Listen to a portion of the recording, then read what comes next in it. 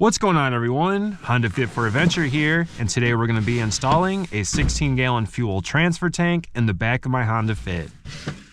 So my car is set up as a camper, and I do have the rear seats removed. The spare tire is a full-size spare tire that sits behind the driver's seat, leaving plenty of room for the trunk cavity for a fuel cell. Now, I installed this tank about 8 months ago when I was preparing to drive to Alaska, so I was a bit on a time crunch and didn't have time to film my usual step-by-step how-to video. I did manage to film most of the process, so I should have enough footage to show you everything that I did to complete the project.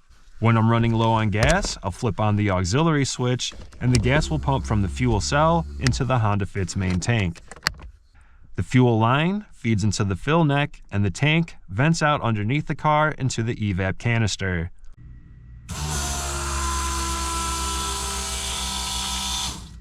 The 16-gallon fuel cell combined with the Honda stock 10.5-gallon tank should give me about 900 miles of range. So far, my longest non-stop trip with this setup has been from Chicago to the Minnesota-Canada border, which was about 750 miles on the dot. Before ordering the tank, I made a mock-up fuel cell out of cardboard just to make sure everything would fit. I originally planned on using a 20-gallon fuel cell, but the tank would only fit if rotated 90 degrees. This would have placed the side of the fuel cell right up against the rear frame of the car, which wouldn't be a good idea if I ever got rear-ended. So I chose to go with the 16, which left me a nice buffer zone in case of impact. The fuel cell also came with a sump. This is a lowered portion on the tank where the fuel collects before going to the fuel pump. Thankfully, the spare tire area is slanted downward, so the shape of the fuel cell was a perfect fit for the spare tire cavity. No going back.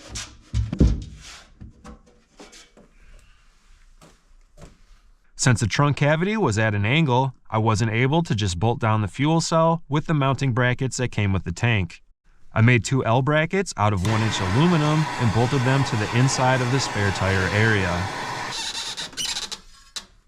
This gave me a level surface to place the tank on and bolt it down with the brackets.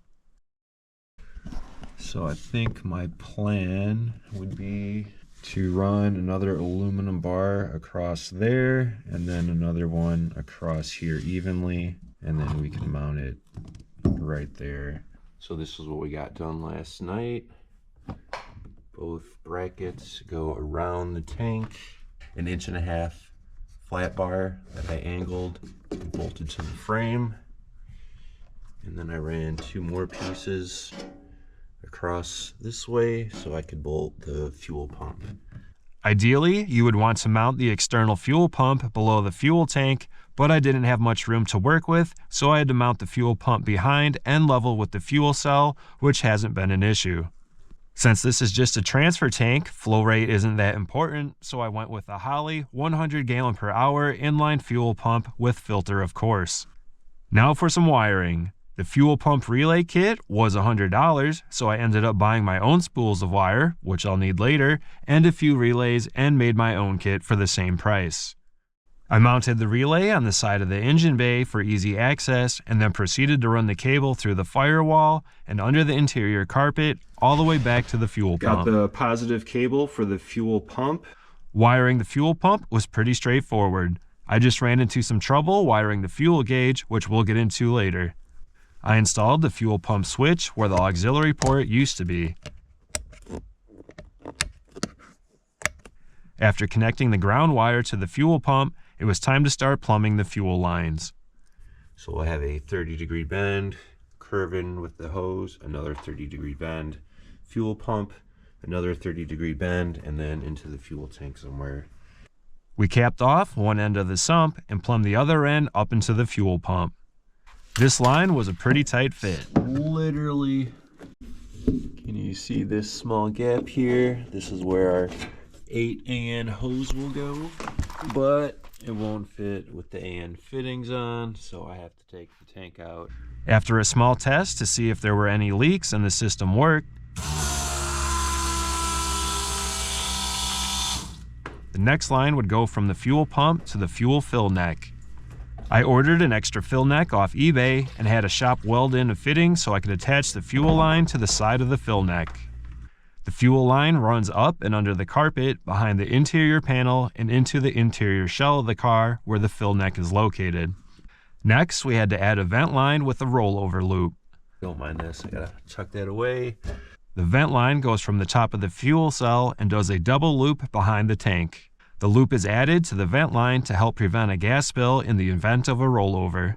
This particular fuel cell also has a check valve built in for this particular reason.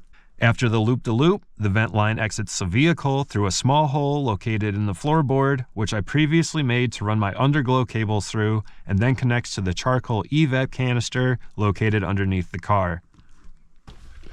So I just removed the front here, and we should have enough room to run the wiring for the fuel gauge and everything. One of the last things to do was wire up the fuel gauge. This is a base model Honda Fit, so I didn't have an HDMI port to deal with, and I installed the gauge right next to the USB and auxiliary port.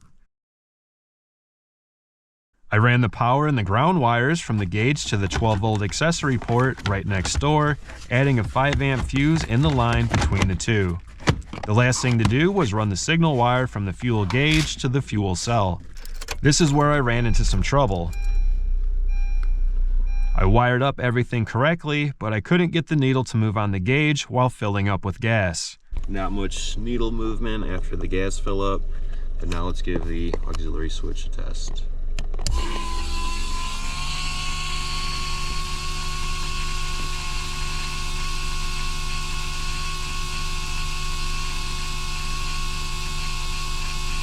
This ended up being a user error as I put too much foam in the tank and the float could not move up or down to send a signal to the fuel gauge. After removing some extra foam, the fuel transfer tank system was now complete and fully operational. I don't have to worry about finding gas when I go into the tundra, the desert, or even stop to fill up when I go to California. Man, I hate rush hour. Until next time, stay fit.